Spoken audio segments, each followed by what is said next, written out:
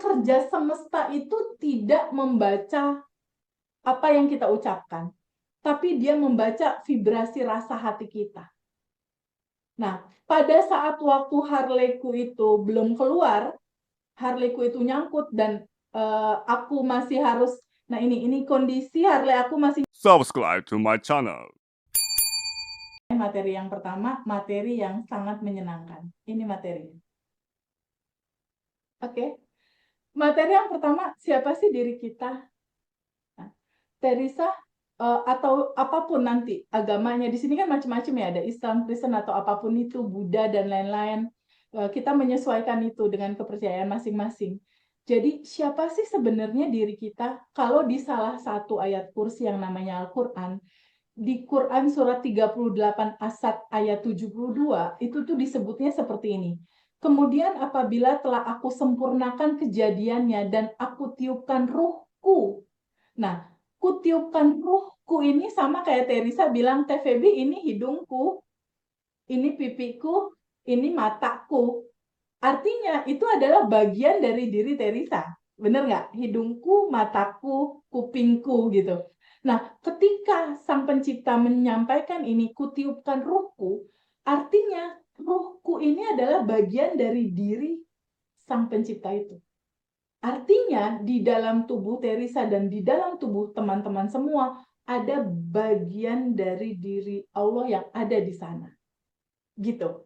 Nah, kalau misalnya contoh diibaratkan Sang Pencipta atau semesta atau Tuhan atau apapun namanya disebut, itu adalah cahaya di atas cahaya, kita ini adalah bagian dari percikan cahayanya itu, Teresa.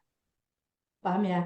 Nah, percikan dari cahayanya inilah yang paling utama harus kita tahu di awal. Bahwa si percikan ini atau bagian dari diri semesta atau bagian dari dirinya yang ada di dalam kita semua, itu defaultnya tuh udah berkelimpahan. Defaultnya udah sempurna, udah ada. Jadi semua potensi yang Teresa dan semua teman-teman mau, Teh Putri mau, Ibu Riani mau, Pak Eko mau, semua teman-teman yang teman-teman mau, default potensinya tuh udah ada di DNA badannya Teresa dan badan teman-teman sendiri. Itu udah ada gitu. Hanya dia berada di frekuensi di atas 200 atau di frekuensi tinggi. Si posisi semua sudah tersedia itu dan berkelimpahan itu. Nah, sementara kadangkala mungkin Teresa sama aku juga pernah ngalamin lah, bahwa kadangkala bukannya kita selalu ada di dalam posisi yang khawatir, bener nggak Teh? Cemas, bener nggak? Betul. Takut, bingung, gimana ya, gitu kan? Nah, kalau dalam frekuensi itu kita berfrekuensi di bawah nih. Di sini ada garis ya. Teresa bisa lihat kan ada garis di sini ya? Ya. Ya. Nah, di atas garis ini, nih kita lihat. Di atas garis yang ini adalah sejatinya kita tuh posisinya di atas ini. Dia bertengger atau bertempat di frekuensi di atas 200. Nah, pada saat kita lahir, kita tumbuh besar, mulailah pada saat lahir misalnya dimarahin orang tua, mungkin orang tuanya agak galak, atau SD, SMP, SMA, mulai ada endapan emosi itu, Teh. Bener nggak?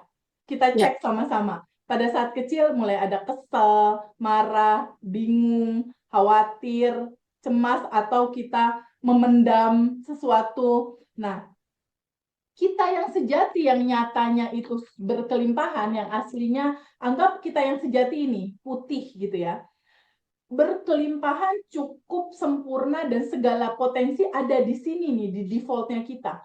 Pada saat kita lahir di sini, mulai lahir, mulailah tertutup oleh dogma. Kamu kalau mau punya uang, kamu harus kerja keras. Nah, mulai tutup. Lalu di SD SMP kita ketemu teman-teman, mungkin ada bully, mungkin ada kisah tertentu, mungkin orang tua bercerai dan lain-lain, kita sedih, kita terluka. Kebayang Teh yang tadinya putih, layer 1 ketutup kelimpahan, layer 2 ketutup, layer 3 ketutup, terus ketutup sampai sebanyak usianya kita. Dan pada saat emosi-emosi itu tertutup layer-layer ini, kita tidak pernah dikasih tahu cara mengikhlaskan, melepas, bener nggak? Nggak pernah tahu cara itu. Tapi tahu nggak? Ternyata emosi yang tidak dilepas, dia itu menyumbat, dia itu membuat sumbatan, dia itu looping, dia itu berpotensi untuk terjadi lagi di tahun depan, di bulan depan, di kemudian hari. Itu yang terjadi di teman-teman di batch 1 dan juga batch 2. Ada salah satu kisah yang sangat bisa kita angkat di sini untuk jadi gambaran cerminan teman-teman. Tunggu, di slide 1 ini clear ya Teh ya, bahwa istilahnya sejatinya kita tuh yang sudah berkelimpahan. Oke, berdasarkan ini. Dan kalau kita lihat di sini, pemahaman intinya, ketika kita adalah bagian dari cahaya di atas cahaya itu, percikannya, pahami dan terbukalah pada sebuah fakta baru, bahwa Teh Risa dan teman-teman semua, dan juga aku, bukan tubuh, bukan emosi, dan juga bukan pikiran. Teh Risa yang asli itu adalah yang ini. Yang bagian dari dirinya dia, bagian dari kelimpahan itu, bagian dari energi tanpa batas itu. Kamu bukan tubuh, bukan emosi, bukan pikiran. Gambarannya gimana?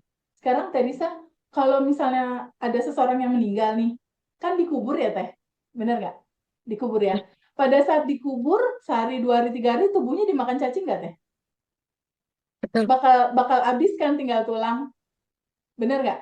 Otomatis emosi dan pikirannya pun terbawa ke sana. Tapi jiwanya Teresa atau Terisanya masih ada nggak sih? Atau siapapun itu yang meninggal gitu masih ada nggak kalau kita meninggal?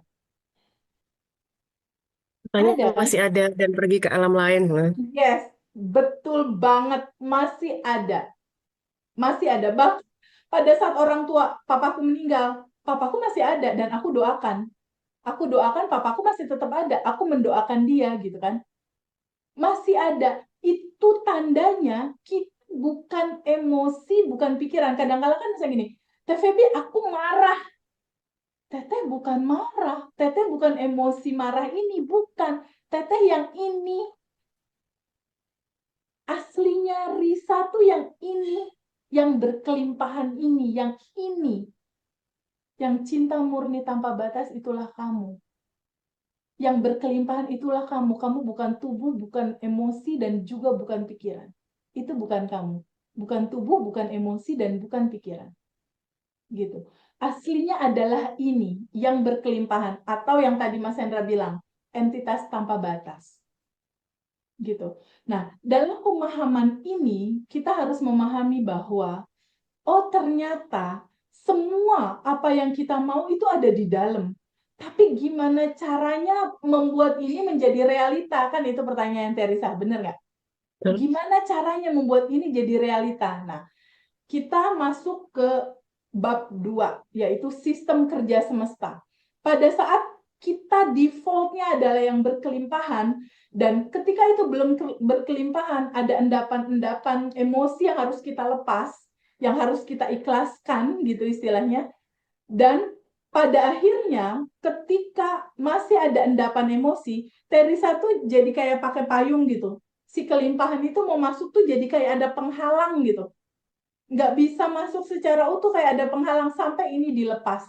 Sampai ini diizinkan untuk diikhlaskan, dilepas. Kayak gitu. Nah, sekarang kita lihat slide kedua. Jadi intinya kita bukan tubuh, bukan emosi, bukan pikiran.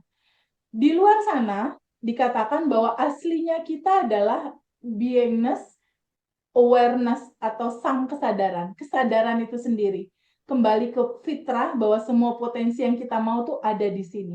Gitu. Dengan catatan frekuensinya di atas 200. Ya. Sekarang kita masuk ke slide yang kedua. Terus Teh Febi, kalau seperti itu, sistem kerja semestanya seperti apa? Kita lihat dulu ini. Ya. Kita lihat dulu ini. Di sistem kerja yang pertama, ada satu quote yang bagus, Teresa. ada satu quote yang bagus. Quote itu adalah mengatakan begini, kalau kita mau tahu rahasia semesta, pelajarilah tentang energi, tentang vibrasi, dan tentang frekuensi. Ya, jadi teman-teman harus mulai membuka cakrawala bahwa Teh Risa, teman-teman semua, Mas Giovanni atau Mbak Giovanni atau Mas ya, Pak Nurdin, Mbak Undari, Mas Aliman, itu adalah makhluk yang bervibrasi atau makhluk yang bergetar. Dia itu punya vibrasi, punya getaran, makhluk yang bergetar.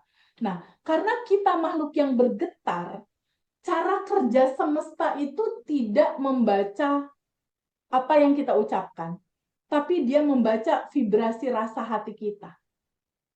Nah, pada saat waktu Harley-ku itu belum keluar, Harley-ku itu nyangkut dan aku masih harus, nah ini kondisi Harley aku masih nyangkut di bea cukai. Ini aku sama anakku dan posisiku waktu masih hamil 7 bulan ini. Jadi pada saat waktu itu Harley-nya nyangkut, ini kan kotak nih, ini kotak di bea cukai, Harley-nya belum bisa keluar saat itu. Nah, pada saat situasi yang membuat satu kondisi di mana motor Harley itu harus ditebus 1,7 miliar, sementara uang itu aku nggak pegang, istilahnya gimana caranya ngeluarin ini. Yang aku lakukan itu adalah, Teresa, sholat di awal waktu, mencoba untuk bisa motor itu keluar. Aku puasa Daud, aku tahajud tiap hari, aku sedekah subuh, sedekah ekstrim, terus aku sholawat 10.000, pokoknya hampir semua apa yang dikatakan oleh judul urusan umum lah gitu ya, ibadah dan lain-lain itu dilakukan. Tapi si motor ini tidak keluar-keluar juga. Sampai 2 tahun. Sampai pada akhirnya aku bertemu sama ini. Hukum semesta. Thank you for watching.